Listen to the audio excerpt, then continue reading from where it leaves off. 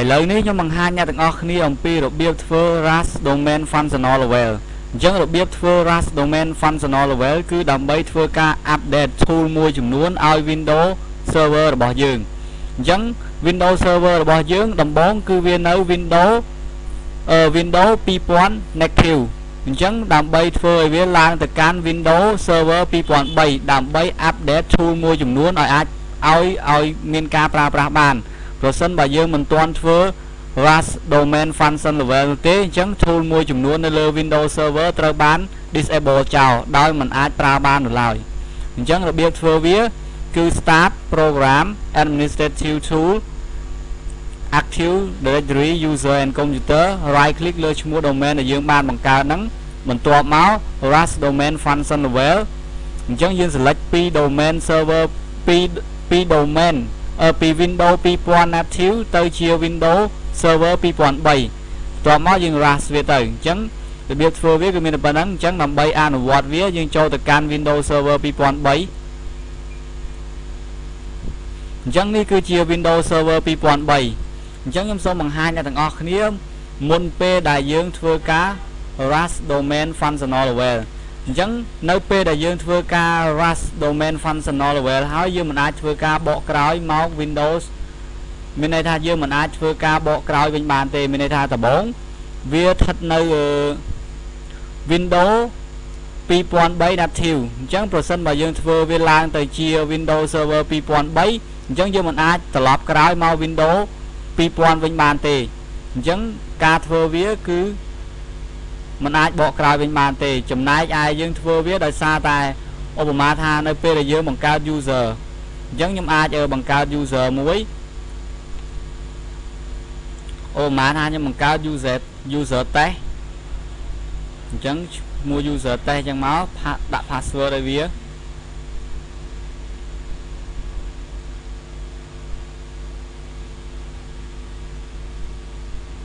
ដាក់ password ឲ្យវាអញ្ចឹងបន្ទាប់មក next finish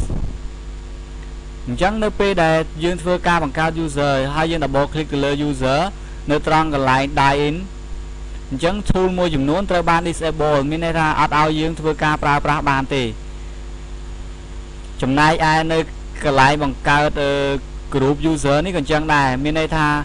universal ក៏យើងមិនអាចធ្វើការប្រើប្រាស់នឹង tool មួយចំនួនទៀតដែលពាក់ព័ន្ធ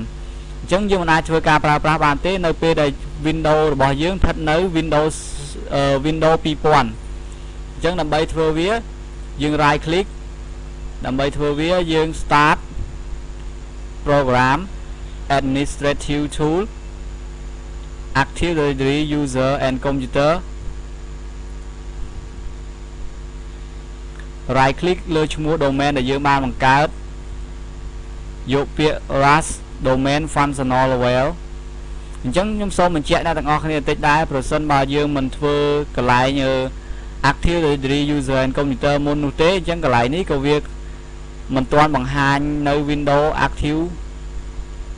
Windows Server 2003ដែរនេះកន្លែងActive Directory Domain and Trust អញ្ចឹងយើង right click មើលទៅអញ្ចឹងវាអត់ទាន់បង្ហាញយើងថា Windows 2003 Windows Server 2003ទេឥឡូវខ្ញុំ cancel វាចោលសិន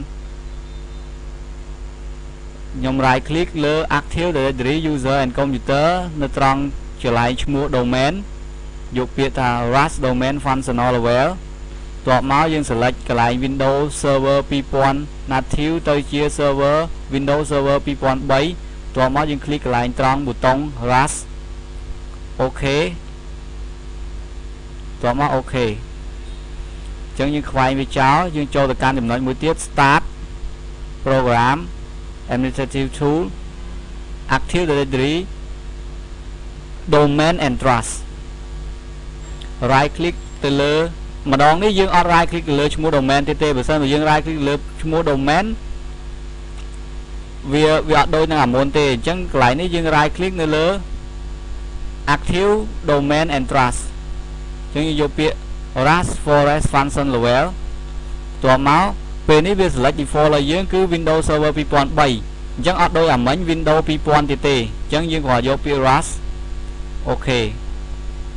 OK បន្ទាប់មកយើងចូលទៅកាន់ Active Directory Computer and User User and Computer Active Directory User and Computer យើងចូលទៅមើលកន្លែង User ដែលយើងបានបង្កើតអញ្ចឹងនេះ User ដែលយើងបានបង្កើតមិញយើង double click លើវាបន្ទាប់មកយើងចូលទៅត្រង់កន្លែង Dial In អញ្ចឹង tool មួយចំនួនវាអាចឲ្យយើងធ្វើការ select ផ្លាស់ប្ដូរវាបានហើយអញ្ចឹងកន្លែងហ្នឹងយើងអាចផ្លាស់ប្ដូរវាបានចំណែកឯ group user នេះក៏អញ្ចឹងដែរនៅកន្លែង universal នេះក៏យើងអាច click វាបានដែរអញ្ចឹងសារៈប្រយោជន៍វាគឺបើក tool option មួយចំនួនឲ្យ Windows Server យើងអាចធ្វើការផ្លាស់ប្ដូរបានអញ្ចឹងរបៀបធ្វើការ Rust Domain Functional Level ត្រូវបានបញ្ចប់បើសិនបើអ្នកទាំងអស់គ្នាមានបញ្ហាឆ្ងល់អាចសួរខ្ញុំបាន